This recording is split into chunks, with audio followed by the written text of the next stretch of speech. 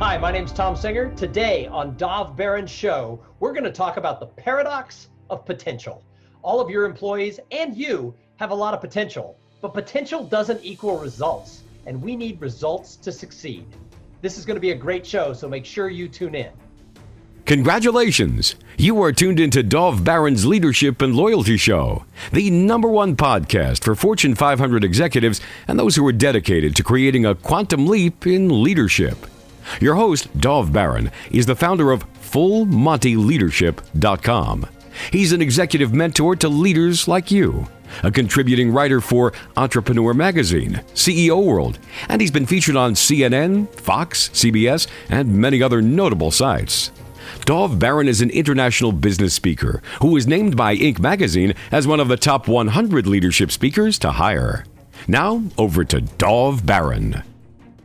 Welcome, dear friends, fans, and fellow aficionados of leadership excellence. Thank you for joining us on this episode of Dov Baron's Leadership and Loyalty Tips for Executives, part of the Full Monty interview series. I'm your host, Dov Baron, founder of Full Monty Leadership. I'm here to assist you tapping into your deep greatness so you can reach that next level of clarity, focus, purpose, and profit in your business, your life, and your leadership impact. Today, we're going to be taking an insider look at potential. How can you tap into it for yourself and for those you lead? Remember, you can now chat about this episode or any of our previous episodes on our Facebook page by going to Dov Baron's Leadership and Loyalty Podcast on Facebook. Go and look for it, get in that chat and have a little chat with us. Tell us all about this show and what you're doing. All right, if you're a new listener, new viewer, thank you for joining us. Strap yourself in. We're about to go full Monty. Remember, you can find us on iTunes, Spotify, iHeartRadio, or wherever you tune into podcasts. And we always need your help in staying relevant. So please get yourself over to iTunes, rate, review, and subscribe to the show. When you do so, please go back to that Facebook page, Leadership and Loyalty Podcast, and let us know. Let us know that you've done that, and maybe we will give you a shout out on the live show. You can also catch us on traditional radio stations across the United States every Monday and Thursday, all the way from Las Vegas to Florida.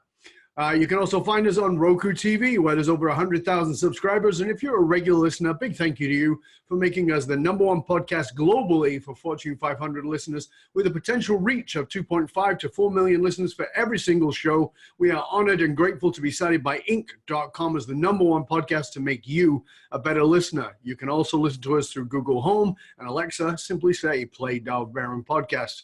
Again, thank you for sharing the show with everyone you know. All right, let's strip it down, dive right in. As a leader, whether you are a CEO, someone in the C-suite, a sales leader, an entrepreneur, whatever it is, a leader in any capacity whatsoever, you know that as leaders, we have to be able to not only tap into our own potential, but we have to be able to find ways to tap into the potential of those that we lead.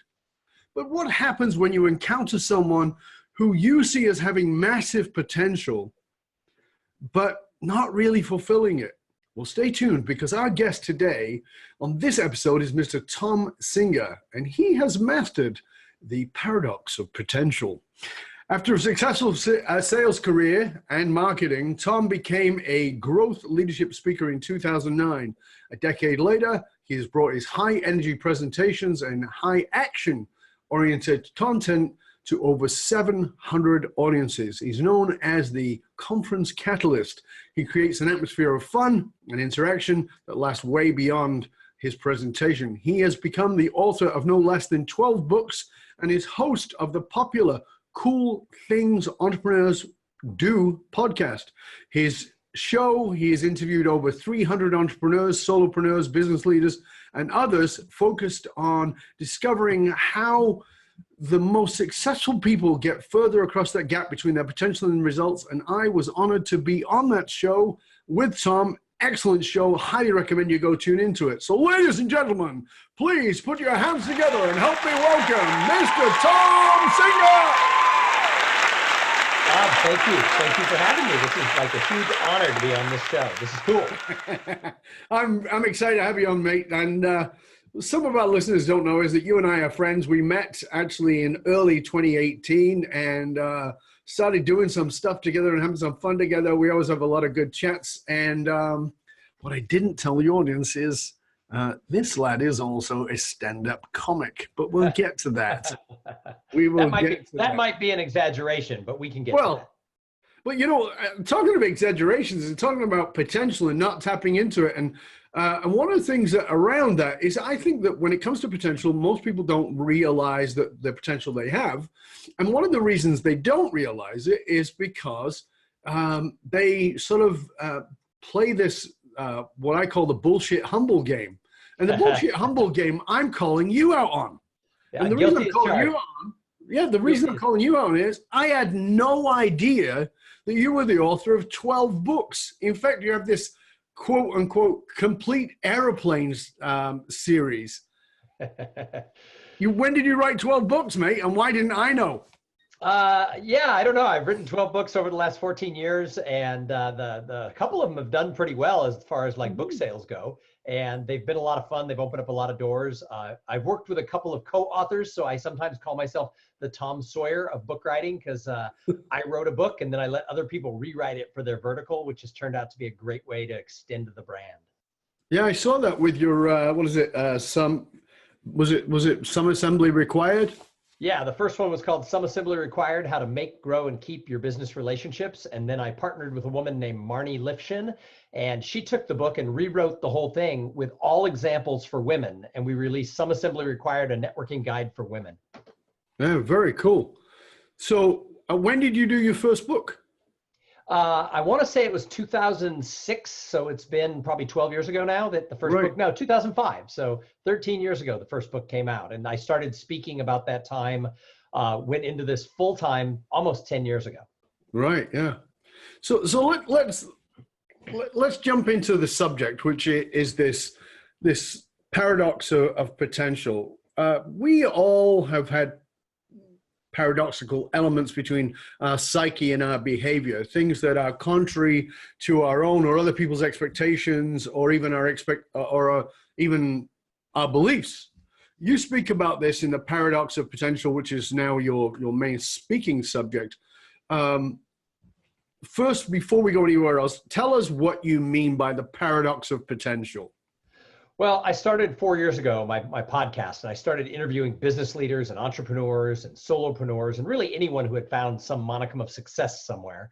And one of the questions I always asked was, how come some people have, we start a business, everybody's all excited, but most businesses don't succeed. Why is there this gap, and how come some people get across it? And what kept coming up was this whole concept of potential, and the fact that potential excites us, and we love the idea that us or someone we invest in has potential, but potential does not equal results. And so to some extent, potential unto itself is nothing. It's a paradox, because we think it means something, but it doesn't. So I started researching this, and it's become, the lion's spring of all my work now.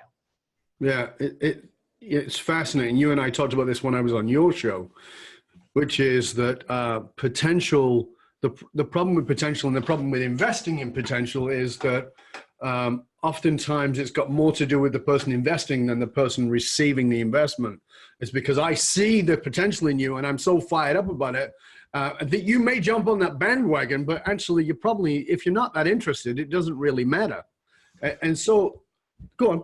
Well, I was going to say, a lot of people have potential and it's not what they want to pursue. One of my daughters is an expert archer. She goes out there and just fires the arrows and they go straight into the bullseye. And her coach got really excited that she could, do this in college, maybe get a scholarship. Maybe she was Olympic quality, but she doesn't like it all that much. So she doesn't want to pursue it. And the coach was like, no, you've got to come like 4 days a week. And she's like, I don't think so. So just because you have potential doesn't mean it's something that fires you up and you want to do it. So potential, again, doesn't really mean anything if it's not your calling. Right. So this is the thing, right? So, we can go into passions, we can go into purpose, we can go into potential, the 3 Ps. And we're peeing all over the place here. Right. But, you and I have talked about purpose and passion when I was on your show. And then this thing around potential. Do you think that people get pulled into other people's idea? Like you talked about the coach wanting to pull your daughter in, and she was strong enough to say, well, it's not really my thing. Do you think that that's part of the problem for us as leaders, is that we often look at somebody and we're pushing them along, and they may be going along, but it's not really true for them. Yeah. And I think that passion's a big part of it. It's funny because the letter P keeps coming up. I have 3 buckets that I talk about that everything goes into, and it's your plan, it's your passion, and it's the people who you surround yourself with. But passion's a big part, because if you're getting up every day and you don't want to be doing something, you're never going to give it your all, which means you're never going to be able to reach that potential, even if you're naturally good at it. So you know, potential doesn't equal results. You have to have so many more pieces behind it. And you know, I talk about plans. You got to have a goal. What do you want to accomplish? That passion. Why are you doing it? Do you agree it's your thing? And then none of us can really accomplish anything alone. I mean, you have one of the highest ranked podcasts in the world, but you don't do it by yourself. You have an assistant who's really good, because I've been scheduled for, you know, a month to be on the show, a month or more, and she touches base. She makes sure that I'm ready, that I'm not going to cancel. So you don't do this by yourself. You have a team that helps you do this. Absolutely. So what's, you know, when you're speaking about this, when you're working with companies and organizations, tell us how you help them to get past the paradox of potential. So I've now surveyed over 500 people about how do they, and this is not a scientific survey, because I'm asking people about how they feel about their own potential and their own results. So I'm getting, you know, a lot of it's feelings, a lot of it isn't there, but a lot of the information that's coming in relates to everybody. And most people are saying, yeah, I could be doing more in my career. So a huge percentage of the people who have taken this test say, I'm not doing everything I can as far as my career potential. So then I ask people, well, what's holding you back? And there's a whole bunch of it. It's almost unlimited answers that come in as to why people are held back. But the biggest one is fear. People are scared that they're going to go pursue something and they might fail, or they're scared they're going to succeed and that's going to bring other responsibility, or they're just scared of the unknown. But there's all kinds of different reasons. And Dov, what I've found is when a company talks to me about coming in and speaking at a conference, they think I'm going to come in and build a magical bridge that gaps potential all the way over to results. And then I'm going to put everyone on a bus and drive them across. But you can't do it, because first of all, there's not one answer for everybody, because there's countless things holding everybody back. You're going to have a whole bunch of different answers. So you can't put everybody on one bus. The other problem is, if I could build this magical bridge, as we drove across it, all of a sudden the potential would shift, because people are going to listen to a podcast like this one, or they're going to read a book, or they're going to get a new certification, or they're going to find a new mentor, and their potential is going to shift. So even if you could put the people on a bus, eventually they'd fall into the abyss. So instead of trying to build a bridge, we need to build a scaffolding, and then everyone goes across at their own pace. And some people won't go very far on your team, but if they go a little bit, that's better than staying still. Some people are going to motor all the way across, and when they get to that gap that reoccurs because their potential shifted, the great thing about a scaffolding is they can add a new module and find a new way to go farther across. So what would you say to a CEO, an executive, even an entrepreneur who's got people in their team? They see a ton of potential. It seems to be something that person enjoys, but they're failing to step into that potential, and this leader wants to help them to fulfill that potential. What would you say to that person, to that leader? Well, you know, part of my advice is that we have to talk about the elephants in the room. So we have to start a dialogue, and people can't be scared to talk about the fact that they have something that's holding them back, because even the leader is scared of something or has something holding them back. And we have to make it a dialogue to talk about where are the rough parts, because what's hard for me might be easy for you. So all of a sudden, if we're on the same team, you can help coach me or coax me across the gap. Whereas I might have a strength somewhere else. And I look at you as my leader and I think, well, he'd never have a weakness. I worked for somebody for a long time who turns out was scared of public speaking.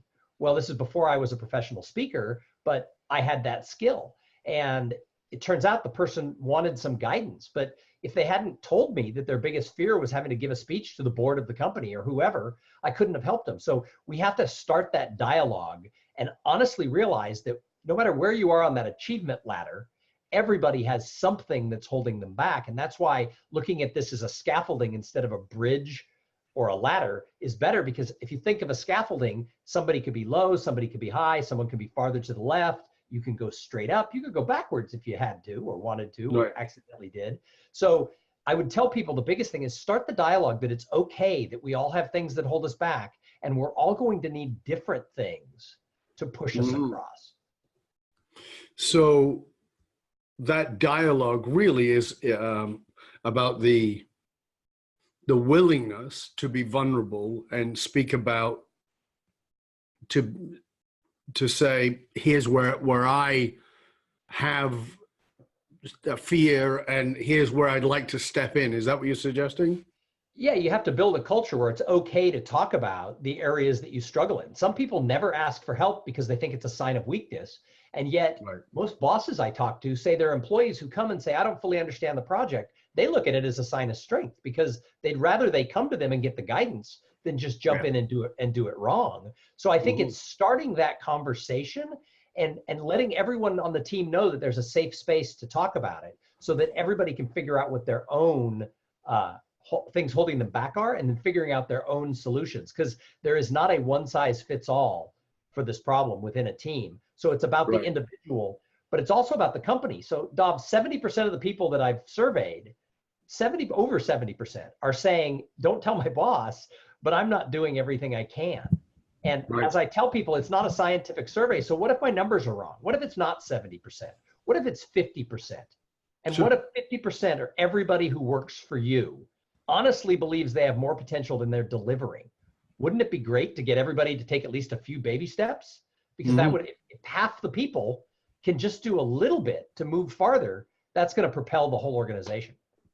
So let's break it into pieces now, because what we've got is we've got potential being fulfilled, whatever that means. We've got potential not being fulfilled, whatever that means. We've also got potential in a separate category, which is not fulfilled because I don't give a crap, right? It's like, you see this potentially me, i.e. your daughter and the coach.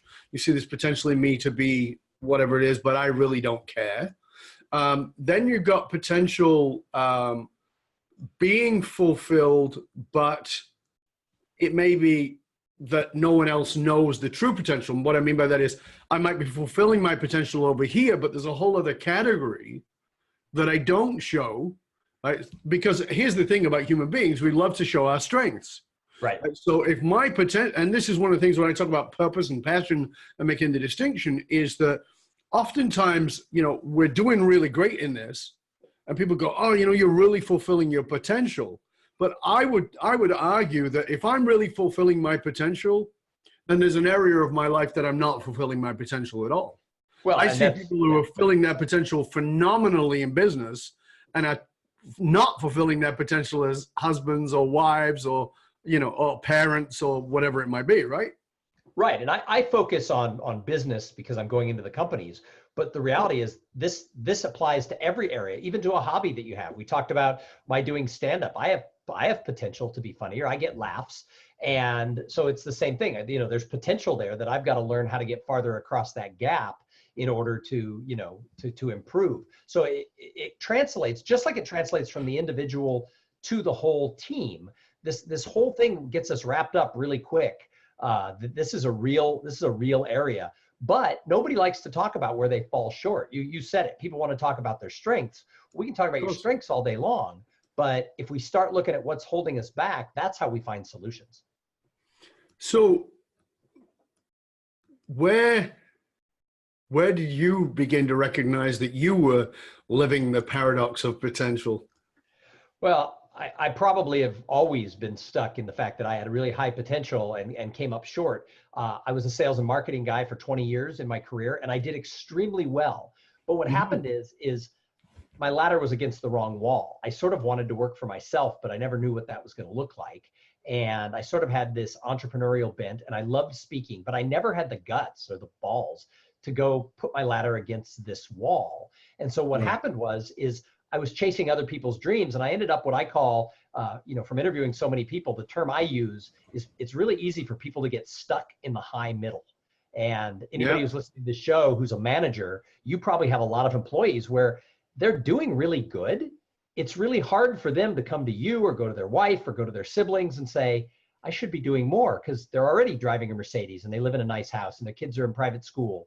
They have more potential. They know in their heart they have more potential, but they've just hit that high ceiling. And I call it the high middle, because if you're stuck down below, there's a lot of people you can go get mentorship from. But the higher you get, the lonelier it is. So if you're in that high middle, maybe you're not CEO or in the C-suite, but you're just under it, everybody else around you is like, wow, you're crushing it. And who are you going to complain to? So, people feel that they're stuck. And I think that's where I lived for a long time. And then when I went into my speaking career, I had a lot of success early on. And I think I got stuck in the high middle again. And for me, a couple of years ago, when I started researching this, I had something happen in my personal life that really sort of was an aha moment. And that is, I ended up, my daughter challenged me to run a half marathon with her. And I used to weigh 30 pounds more. And I had never been an athlete. In fact, the coach in junior high had a nickname for me. When you'd run the 440, which is like the lap around the football field, I was slow, I was chunky. The faster kids could almost lap me, and they would try to. And the coach called me lard ass. Now, yeah, that's lovely. So what does that do for the mindset of a 12-year-old, right? I just assumed I was kind of the chunky kid and I would never be a good athlete. I was used to being picked last in sports. Sure. So my belief was I wasn't a runner. I was never going to be able to do this. Plus, I was almost 50 and I was carrying around a little bit too much weight. I wasn't fat, huge, but I was chunkier. And sure. my daughter asked me to run a half marathon, and I told her I can't. I'm almost 50. I have bad knees.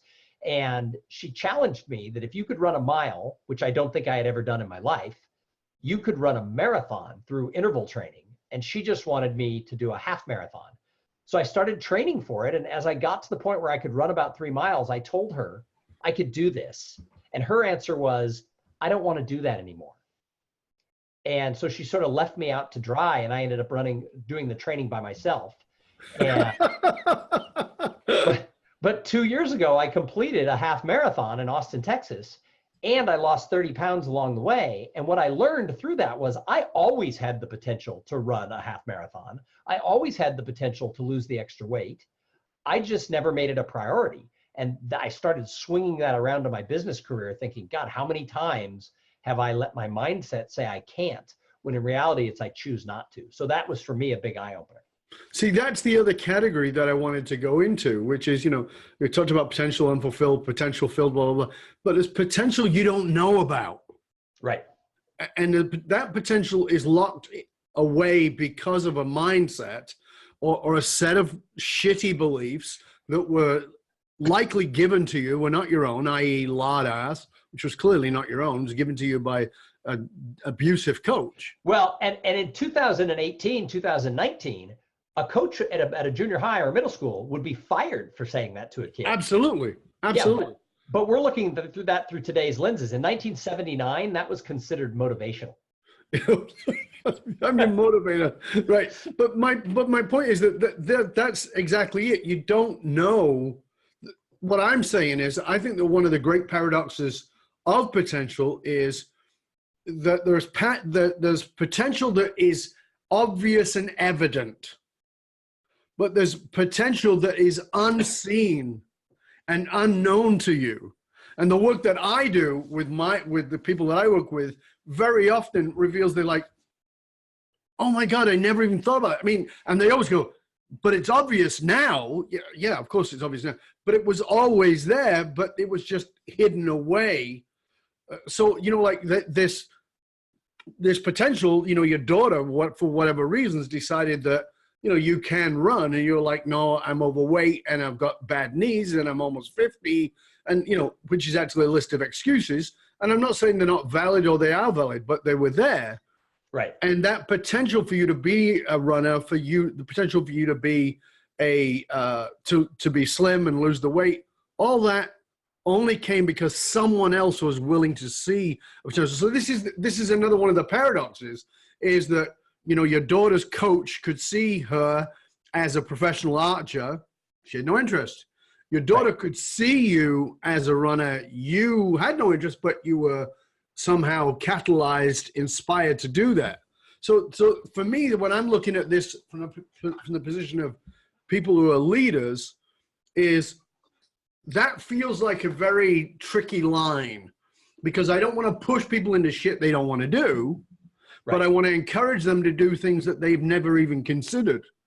Well, that's why Well, that's why that bucket I talked about that was the last P, the people, I think is the most important bucket. That's why I think hiring a coach or having a Yes. mentor is so important. So, I mentor two young professionals, and they both found me about 5 or 6 years ago. I've since introduced them to each other.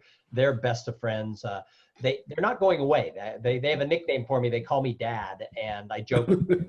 My daughters refer to them as my fake sons because I spend so much time with them.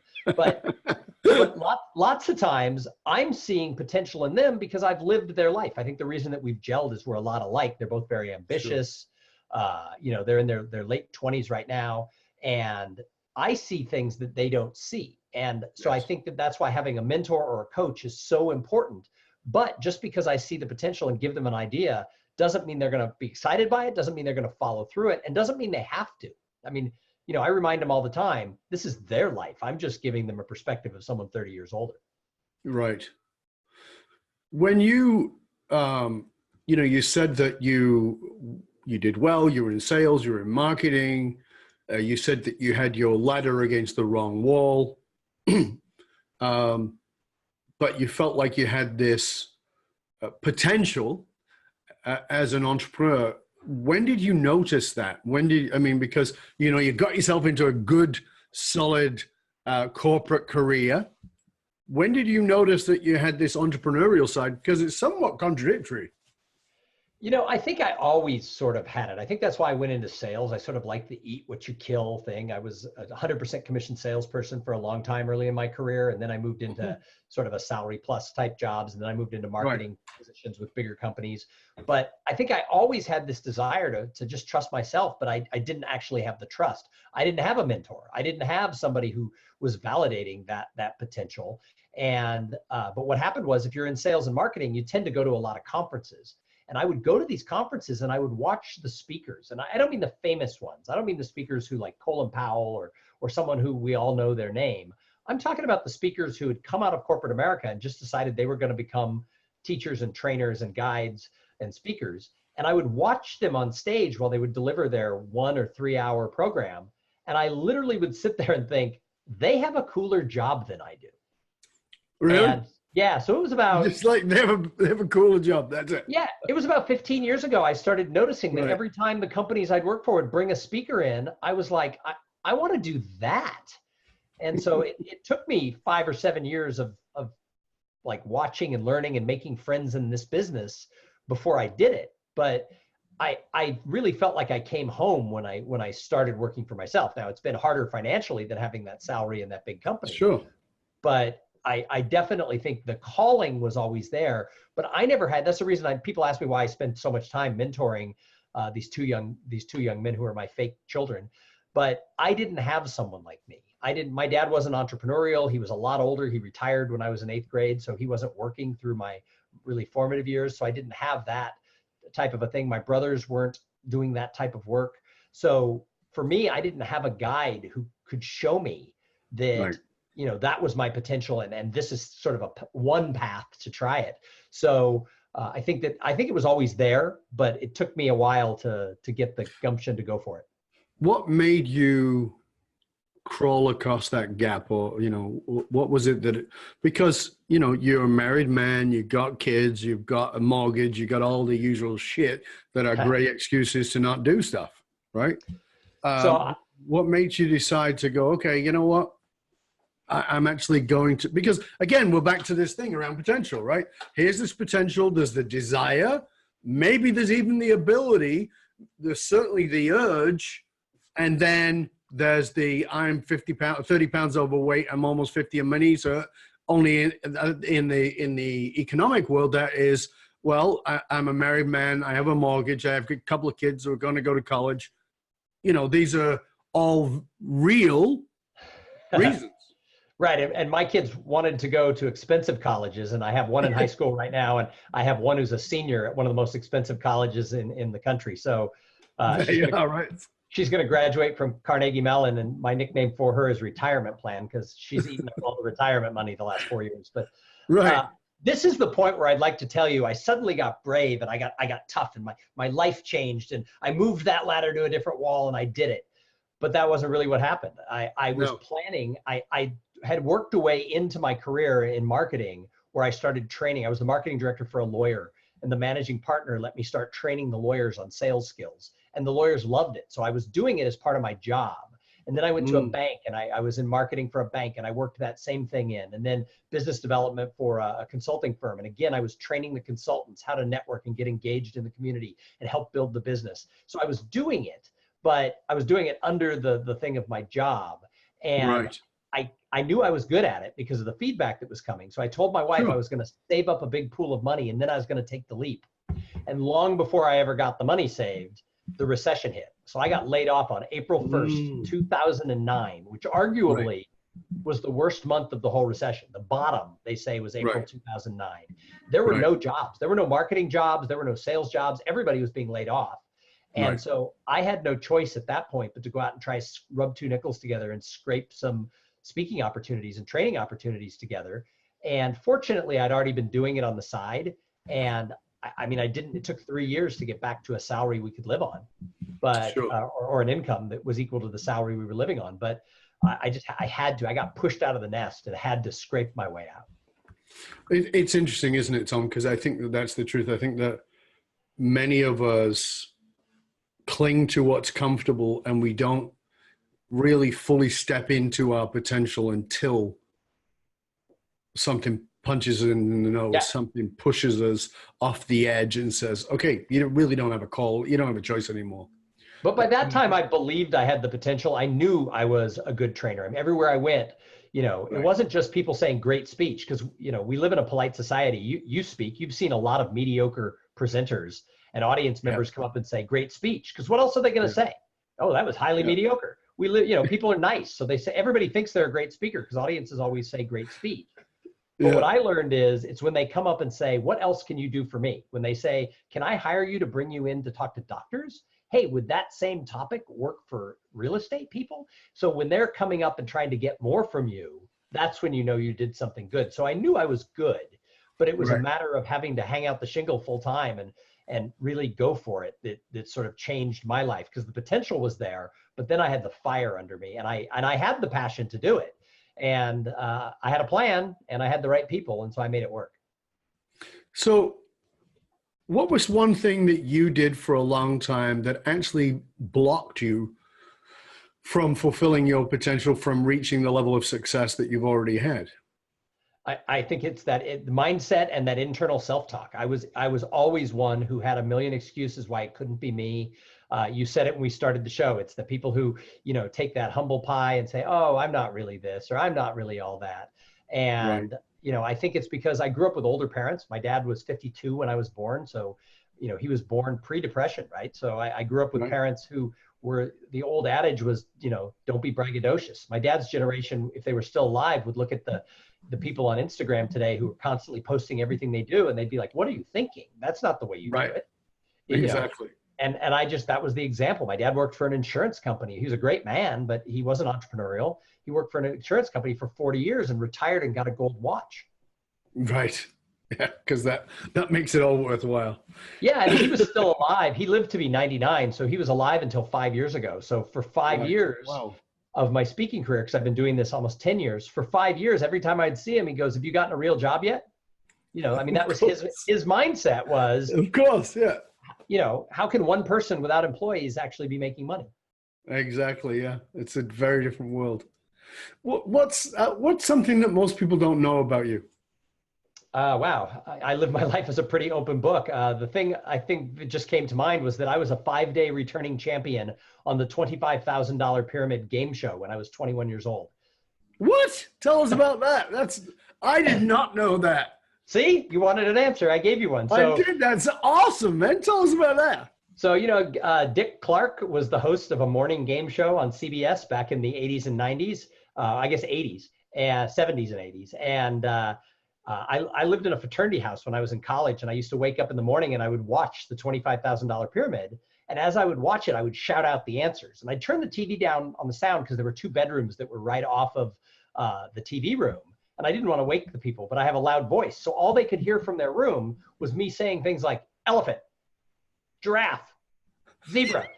And after after several days of this guy, Don, got up. Figured you were a lunatic. Well, he thought I had Tourette's syndrome. He's like, what are you doing?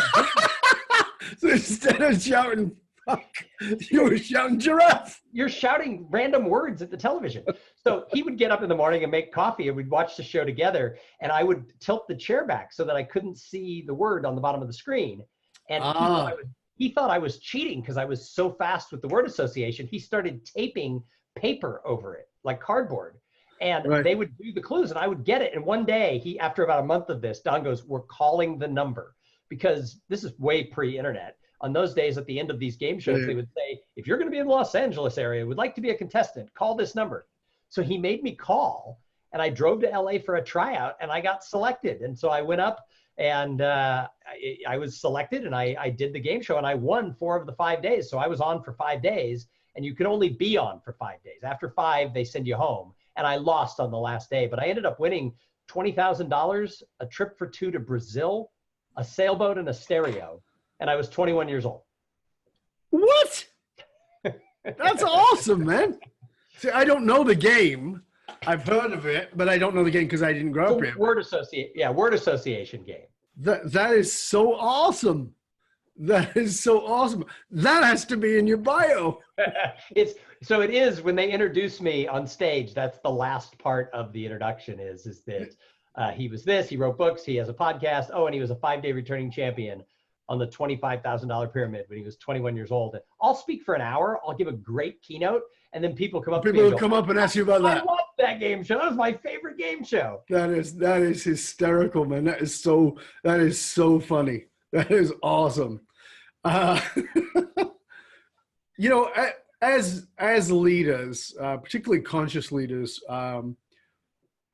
you know, on this show, you know, we have a lot of leaders who are very conscious and very focused on their own growth, their own development. And as successful as you are, what is the one thing that you're still working on within yourself? What is it that you're still trying to develop within yourself? So I think it goes back to what we talked about, you know, a few minutes ago, and that is accepting the fact that I'm really good at what I do. I do have a bad habit of just thinking, oh, and playing it down and being kind of just the aw shucks kind of guy. And to succeed in the business that I'm in, you know, you almost have to sort of stand up and be like, hey, look at me. And I struggle with that. I understand it's the way I have to play the game. I look at the people who are getting booked more than I am, or who I'm losing gigs to, which actually doesn't happen very often. But when I do, I always ask, who did you select to do the training, or who did you select as the keynoter? And usually it's somebody who is playing the game bigger than me. You know, usually it's like, oh, you know, I can always see the reason they picked the person, or I win. I rarely lose where I go, what? They picked her or him? So I'm trying to stand up and fill my own shoes a little bit. And in this research that I've done and in talking to so many people, there's really 10 things that, you know, come up over and over that everybody can do to sort of get there. And the number one answer that comes up from entrepreneurs and people who are succeeding is you have to take ownership of your own life, the good and the bad. You got to own your shortcomings, and you can't point fingers and you can't make excuses. And so I'm really trying to do that. I'm trying to take ownership for the fact that I'm the only me that can promote me, and I've got to go out there and just stand up and do it. What is it you think makes you unique in the context, you know, in the context of being the kind of speaker that you are, speaking about the kinds of things that you speak of? What is it makes you stand out? You know, I've asked this question of my clients, and one of the things they say is that you're the same person on stage that you are when you're sitting in the bar having a glass of wine with me. One of my college friends, I spoke to a large mortgage company. They had their sales meeting for their top performers, and they had 900 mortgage brokers in the audience. And one of them was a guy I went to college with. He was a few years younger than me, but he had been in my fraternity. So when he opened up the little program to see who the keynote speaker was, it was my name. And his first thought was, God, I went to college with a guy named Thom Singer. And then he looked at the picture, and I still look similar enough. You know, I still have my hair, and you know, he was like, oh my God. So he, like, before I went on, he like climbed out of the audience and came running over to the side where I was standing. And he was like, oh my God, give me a big hug. And then after the speech, he had texted all of our friends and had said, he's the same guy he was in college. He tells stories the same way. So right. I think that's something, I think if you meet a lot of people in our business, they're one person one way and there's somebody else off stage. And I think one of the things I hear from audience members and clients is, wow, you are the same person in the bar that you are on stage. So I like that. I'm proud of that. Yeah. Yeah. I think that's, for me, authenticity is the number Oh, one thing. you're that way. You kick people's ass on this show. You kick people's ass when you coach them, and you kick our ass when we're your friends. Yeah. I mean, for me, it's, it's an act of love to talk about whatever the elephant is in the room for that person, and be willing to step into that with them. And so often people are so busy being freaking nice that they don't actually serve anybody. And it's really sad, right? It's really sad because, as you said, we're a polite society, at least on the surface, at least, on the surface of it, we'll say, oh yeah, it's very nice. Meanwhile, we bless their heart. Yeah, bless their heart. Meanwhile, we might have tiki torches in the shed, but but generally people are nice, and I think it's important to have that level of authenticity. And talking of authenticity, in a world where we are terrified to offend everybody, I want to ask you a question. What's your bravest opinion? My bravest opinion? Yeah.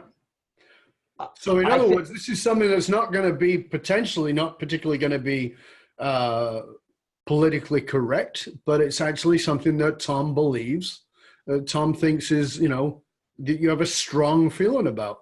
Because I think one of the things that we're missing in leadership today is that we have people with strong opinions and a lot of strong negativity who actually do have a big voice, and people who are good, decent people like yourself who are being quiet, who are not speaking up, and we need that to come forward. So what's your bravest opinion? I think, and I think it's, first of all, I'm a centrist, so I get, I take the middle road on politics, so I piss both parties off pretty easily. But I think this whole thing around fake news, I think the problem is both sides do it. And I think the problem is both sides point the fingers at each other. But I think the truth of the matter is we have to get over the fact that just because I have a belief, I'm more right than you are, or more correct, not more right, left. I'm more correct than you are. And I think that every time we say they're wrong, we have to step back and say, where's my side wrong? And we never do that. You never see anyone do it. I could pick either side of the political spectrum and I could have an argument with you, and the person will always point fingers. And I think that if we don't get to the point where we realize that our own side has a lot of flaws and I'm willing to go out front with those, we're never going to solve these problems. But that's sort of probably not controversial enough because I took the middle path. Something else just came to my mind, and this falls into sort of a cousin of this, and that is, I think we have to get back to not putting down people because of their religion in this country. I think that a lot of people discredit people if they're religious. And I don't think we're a country that says there's a separation between church and state. I don't think our laws should be based on religion, but so often I see people discredit people of all religions, and they themselves could be religious. They discredit a different religion, which is bad, or they're not a believer and they say, well, those religious people. I think our country was founded on the fact that you can come here and worship however you want. And I think if we catch ourselves saying, well, they're of XYZ religion and putting it down, or saying they're of a religion and putting us down, we're undermining our whole society. So I think we have to get back. And if someone steps up and says they're whatever religion they are, they don't have to they're not there to convert me.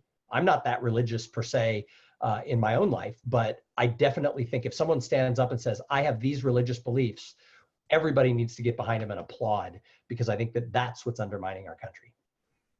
That's fascinating. It's very interesting, because I'm a great believer in the separation of church and state. Me too.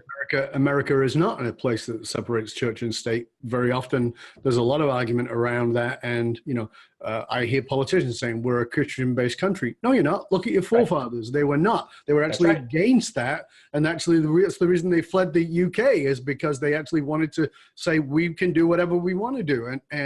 And stop pissing on people because they have different beliefs than you. So. Right, and I think that's the thing, is I think we have to separate. So there's certain causes or political things where people say, well, I believe in this because of my religious belief. That's great. That can't be our law. That can't be the reason. Exactly.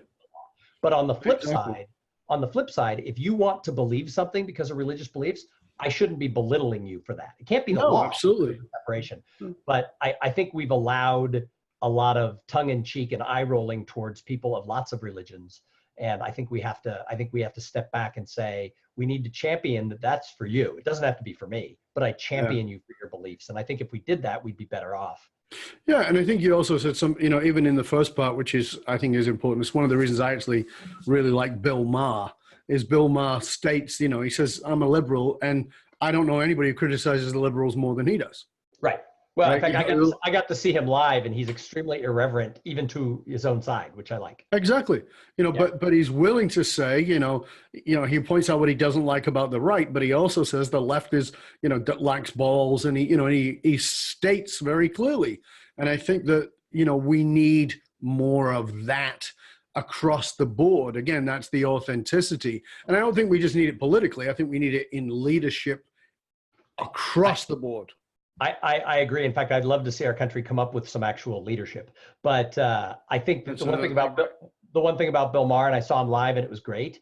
But part of the reason that came to mind is it was just a month ago I saw him, and he actually belittles people who believe in religion. And so I think that's where he goes too far. Is instead of saying I don't believe that, we got to stop putting the person who does believe down.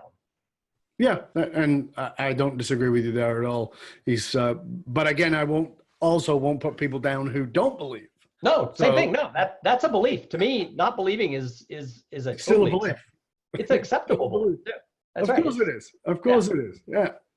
So, let's go a little bit different for a bit as we move towards the last quarter of the show. Tell me, you're a busy guy. You and I have talked a lot. We've gotten to know each other well. You're out. You're on the road a lot. You speak a lot. You have your own show. You're doing your show. You're writing. You're doing all kinds of things. Tell me something that really brings you a lot of joy. Because I'm sure it isn't standing in airports waiting for TSA to pat you down. Well, it depends where they pat you. Exactly. My wife says, "Go ahead, have a good time." That's right. I do get a lot of joy from my wife and kids when we travel together. We don't get to do it as much as we would like to, but my older daughter comments that we never don't get along when we all travel, right? Everybody always has a good time. My kids have been fortunate. We've taken them to many places around the country and around the world. And I get joy like when it comes up, like they remember a trip to Italy when they were 7 or something like that. I like that type of an experience. When my high school kid goes off to college, my wife will start traveling with me more. When I speak right now, her responsibility is still, we have a kid at home. True. But she'll start picking the trips she wants to go on. And I look forward to that because I like being in, another place for a couple of days and experiencing that, whether I'm by myself or with my family. What is it that keeps you sane when you're on the road? Booze? No. I think, I don't have a lot of people complain about being on the road. I don't know, because I don't have a problem with it. I like getting there. I mean, I have status, so security is not a problem. I sort of breeze through security. I belong to the Admirals Club, so when I'm in major airports, I have a place I can go sit. So maybe it's that. Maybe it's the status stuff that makes travel easy, that makes it easier. But I don't have any insanity when I'm on the road. I used to read a lot. Now, as my eyes are getting a little older and I have to wear specs when I read, I listen to a lot of podcasts. I like to learn while I'm in downtime. So on airplanes, I used to read. Now I listen to sort of motivational business podcasts. But I don't think I go insane. I'm a pretty even-keeled guy. Right. That's interesting. So what is a guilty pleasure for Thom? Food and drink. I like red wine, and I like anything with a lot of sugar and wheat in it. And so I have to be careful on all those accounts, or I could put the 30 pounds back on pretty quick. But I do like a good glass of red wine and maybe a piece of chocolate cake with it. That would definitely be a guilty pleasure, particularly if you don't want to put that 30 pounds back on. Now, then I have to go run 5 miles. So, one of the things I before we get towards the end of the show, one of the things I wanted to really talk to you about was the stand-up. I wanted to come back to the stand-up because I think it's completely relevant to this whole thing around the potential paradox, right? Yes, The paradox of is. potential, right? So Yes. talk to us about that, stepping into that, because anybody who's listening or watching us who is a speaker goes, yeah, I could see why you do that. But there's more to it than that. And you and I have had these conversations, so I would love for you to share that. Yeah, well, the way it came about was, so one of the things I teach in the paradox of potential is one of those 10 answers is try new things. If you want new results, you have to attempt some stuff. And I didn't always try new things before. My ladder was against the wrong wall. So ever since I turned 50, my goal has been make 50 to 75 the best years of my life. And part of my motto has been try new things. And I was with a group of professional speakers, and one of them lived in New York City. He's also a professional comic, and his name is Drew Tarvin. He has a great TED Talk that's been viewed by like 2 million people on humor in the workplace. And Drew invited me to go to open mic night with him when I was going to be in New York a few weeks later. And I thought he meant to watch him try new material. And I was all excited. And the other speaker who was with us, a guy named Phil Jones, was behind him shaking his head going, that's not what he's inviting you to do. He's inviting you to go to open mic night and go do a 5-minute set. And my initial reaction was no. I'm not that funny. I'm too old to be doing that. You know, that ship has sailed. My knees are weak. My knees are weak. I'm 30 pounds overweight. You know, I have a mortgage. I don't know. It was that type of a reaction. And of course, you know, and they were like, don't you try new things? And I'm like, oh, shut up. You know, so I decided. I hate it when people throw your own shit at you, eh? Oh, it's horrible. So I decided that I would go, and I wrote a 5-minute set, and then I met Drew about an hour beforehand, and he coached me a little bit on how to do stand-up versus like speech humor. He looked at my 5 minutes and he said, this is funny for like a keynote speech at an insurance company, but he gave me some tips on how to be more punchline-y for stand-up, and I did it, and I was okay. I mean, if you look at the whole evening of all the comics who were there, I was in the middle somewhere, and I liked it, and I learned a little bit about myself, putting myself out there and trying it. So I made a commitment I was going to do it again. And I did it a couple of more times. And then I started to see that to really gain the value out of this, I was going to have to do 100 open mic nights. So fast forward 6 months later, I mean, I only started this last March. I've done 20 tonight when I go, it'll be my 27th open mic night in 6 months. And I do it when I'm on the road. If I'm in a city, instead of sitting in the hotel room and watching Netflix, I Google Phoenix open mic night Tuesday. And I see if there is one. And I just take an Uber over to the club or the bar where it is. And I do it depends on the club. They give you a 3 to 5 minute set. Sometimes you show up, you're not guaranteed to get on, so you just watch other people. But I've been able to do it 27 times. And it is, having given now almost 800 speeches, it's way harder. Getting up and having to have a laugh and having to have a purpose for every humorous thing. It has to be wordsmithed to keep it within 3 to 5 minutes. It's really hard. But on the flip side, it's making me a better speaker because I am much more comfortable riffing and playing with audiences. And I do master of ceremonies work, and I'm way better at that because I now just go on stage and I have a plan, but I now can do sort of audience play that I never could have done 6 months ago. So I'm probably not going to stop at 100. It'll take me a year and a half or so to get to 100. I'm probably going to keep doing this, and I probably want to go and do a show at some point with like 10 or 15 minutes worth of material. Is there a theme to your comedy? Right now, I tell a lot of stories about my family. So it's a lot of stories about having an older dad, things I learned having an older dad, now being older. One of my jokes is that, you know, my dad was 52 when I was born, and he used to introduce me to people as a surprise. And then when the people, you know, he'd say to the people, you know what a surprise is? He'd say, that's an accident that worked out really good. And then I have a punchline that comes off of that, you know, a couple seconds later. That's, you know, I tell him when I was 7 years old, I go, Dad, quit saying you're an accident. It's not the right thing to tell your kid that he was an accident. And I don't want to think of you and Mom having sex. So it's a lot of stories about my dad or my own kids. Right. And then lately, just a lot of observational stuff. You can learn a lot about the generations if you watch television commercials, like all of the millennials. If you watch only television commercials, you think millennials only date interracially. And Generation X, all they do is shop for in-home healthcare for their parents. And the baby boomers, if all you do is watch commercials, you think they all have Hep C. So that's, you know, I don't think Seinfeld is worried about job security yet, but that's sort of the direction. Not yet. Yeah. Come back to center. That's Come right. away from the microphone. Oh, sorry. I was leaning in. You were. You see, you were doing stand up. You're leaning into the mic. Yeah, that's really cool. You and you and I had talked about that. I had went to an open night like one night and watched these people who were pretty awful, and thought I could do that. I'm funny, and you know, and it was and they said.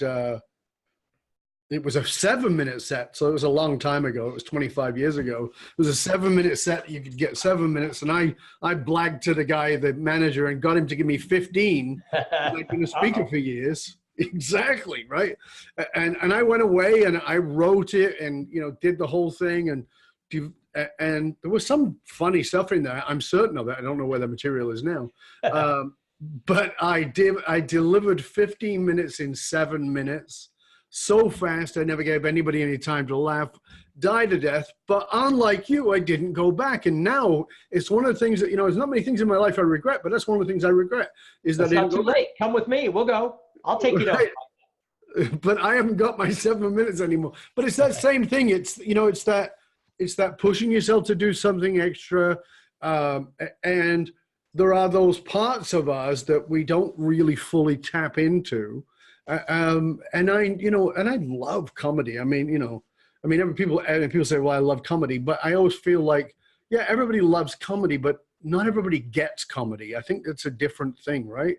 It's a certain. It's hard. I'm trying in my life. I'm trying to go out and find the funny a little bit more, and I can find funny situations, but actually crafting a punchline out of them, it's still beyond my reach. I mean, not beyond my reach, but it's still really hard. And so I keep a notebook with me all the time and I write down funny situations or something my kids say. But the people who are really succeeding in comedy, when I told one guy I did 27 open mic nights or 26 in 6 months, he did 26 in the last 2 weeks. So he literally goes to a 7 o'clock, a 9 o'clock, and a midnight open mic night. And then the next day he hits 2 more. So he does like 14 a week. And I'm like, yeah, I got to get home to my wife and kid. I can't do that. So yeah, you know, that's the thing, right? That's a lifestyle. Yes. You know, and the guy I talked to wants to be this the guy I was talking to last week. That's his goal. That's how he wants to make his living. Right. And great. And that's the thing is this a refinement of something I'm doing in my career that will add to that? Or is this something I'm doing as a career? It's vastly different. You know, as we come towards the end of the show, Thom, I want to ask you, you know, in the context of getting over this paradox of potential, in the context of helping our viewers, our listeners, our leaders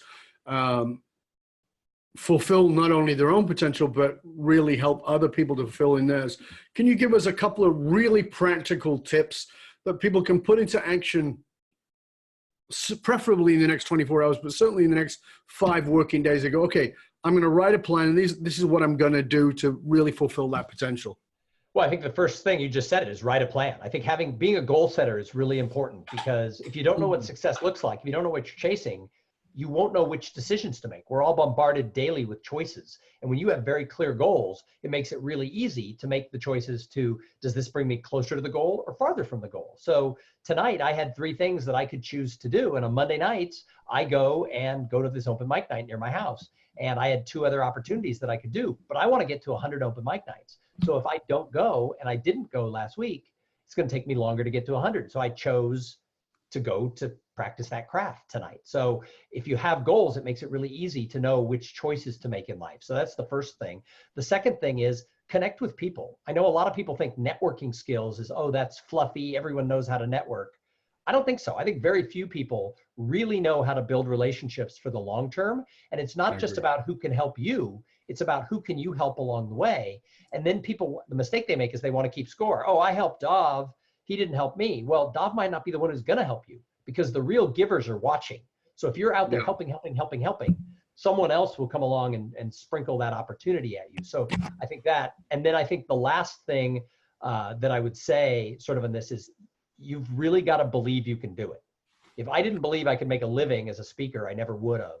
And now I have to change that mindset and say, I believe I can make a bigger living as a speaker, but I do believe that. And it took me a while to maybe believe that, but now that I believe it, I'm going to be able to make it happen. And that's the key is, you know, you can't go chase a dream where you think, I don't deserve it. So you've really got to believe that you're the person to be giving this message and doing what it is you're doing. Because if you don't believe in it, other people aren't. We all sit around waiting for validation, and it's like waiting for Godot. It's never going to come. What keeps you going when the feces hits the fan? I love what I do. I feel very fortunate to be able to stand up in front of an audience. I spoke to a group of hospital administrators and doctors last week. They were at performing a performance improvement conference, and we used the paradox of potential as their opening keynote. And throughout the day, they were coming up, asking for clarification and wanting notes, things to bring back to their teams. I love it. I like the fact that I'm sharing ideas that people want to know more about. And I realize there's a lot of people out there who would love to get paid to speak, and I do. So that really keeps me going, that I'm living my dream, and most people probably don't get to. Yeah, that's pretty awesome. Incredibly blessed. Is there anything you'd like to share with our listeners, our viewers, before I ask you to tell them where they can find out more about you and your fabulous podcast and your speeches and all the rest of it? Is there anything, one message you'd like for them to really get? Yeah, and that is, that realize that if you manage a team, if you're a leader of a team, there is no magic fairy dust that can be sprinkled across everybody to get everybody to move at the same pace. So treat every single person as an individual. And if you can get everyone just to take, if there's 10 steps across the gap, if you can get everybody to take one step, that's way better than if everybody takes no steps. And realize that Sally may only go one step across, and Bob may only go two, but Mary may get the fire under her butt and go as far as she can and push her own potential farther out, and she becomes your superstar. Celebrate all of them equally, but realize that everyone's going to move at their own pace. Absolutely. Very good. Fabulous. Well, this has been great, Thom. Thank you so much. Please tell our viewers, our listeners, where they can find out more about you, where they can tap into the resources that you offer, and of course, all about your podcast and potentially having you speak for them. Sure. Well, everything is, I sort of have a central hub at thomsinger.com. That's THOMSINGER.com. Although I'll tell you a little secret, if you go to Thom Singer, TOMSINGER.com, that should reroute you to Thom with an H. So thomsinger.com, you can find my podcast there. I recently did a TEDx talk on, how you can tie your entrepreneurial venture to charity in sort of a unique way. I call it the art of giving small, and I'm really proud of that message. So you can find that at thomsinger.com, as well as all my contact information and everything else. That's it. That's the places to go. And as you can see behind Thom, if you're watching this on video, Cool Things Entrepreneurs Do is his podcast. It's a great podcast. You've got over 400 shows now, right? Yeah, I think, well over 400 now. Right, well over 400 shows, great shows. It's a great show. As I said, I was a guest on there. I was honored to be a guest on there. And Thom has some really fabulous guests on there. There's a lot to learn there. I highly recommend that you go there. Again, we want to thank Thom Singer for being with us. Thank you, sir. It's been an honor and a pleasure. As always, love talking to you, mate.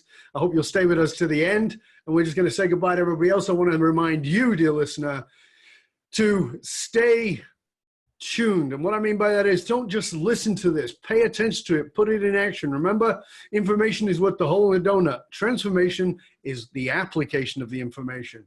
All right. Remember, you can chat about this show that you've been listening to or any past episodes by going to the Facebook page that we have for Dov Baron Leadership and Loyalty Podcast. Go there. Remember, the research consistently shows that one of the biggest challenges facing even the most successful companies can be somewhat counterintuitive, in that these fast-growing companies often hit a point where they realize that they're spending a fortune attracting, training, and developing talent, only to have them leave at an alarming rate. If you're sick of investing in your training and development, only to have your people leave before you get your ROI, then come talk to us at fullmontyleadership.com, where we provide you with the essential leadership skills to rekindle and amplify your hidden loyalty assets inside of your organization by tapping into purpose. fullmontyleadership.com, providing you with the concrete soft skills to get you and your organization to the top and keep you there. Why? Because you can't outsource authenticity.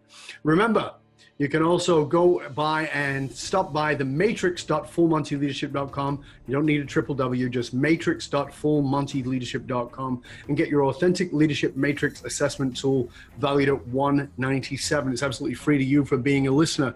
You can also listen to this show, remember, on your Google Play and also on Alexa. Simply say, play Dov Baron podcast. I want to thank you for sharing this show with everybody you know. If you would like to get in touch with me and have me come and speak for you and your organization, you can actually just email me directly. I'll give you my email. It's dov@dovbaron.com, dov@dovbaron.com. Let me help you tap into not only your potential, but find your purpose so you can really have the people around you magnetize to you and become fiercely loyal in creating a culture that is just empowered. So next time, this is Dov Baron saying, stay curious, my friends, stay curious about tapping into your true potential, getting past the paradox. Stay curious about the paradox of your own potential. What is it that you're actually still holding back because of fear? Because what you really have is so much greater than what you've actually been showing up with. Tap into Thom Singer, find him, thomsinger.com with an H, and find out about how you can get past the paradox of your own potential. I'm Dov Baron. I'm here to assist you tapping into your deep greatness to reach that next level of clarity, focus, purpose, and profit in your business, your life, your leadership, impact. And I am out.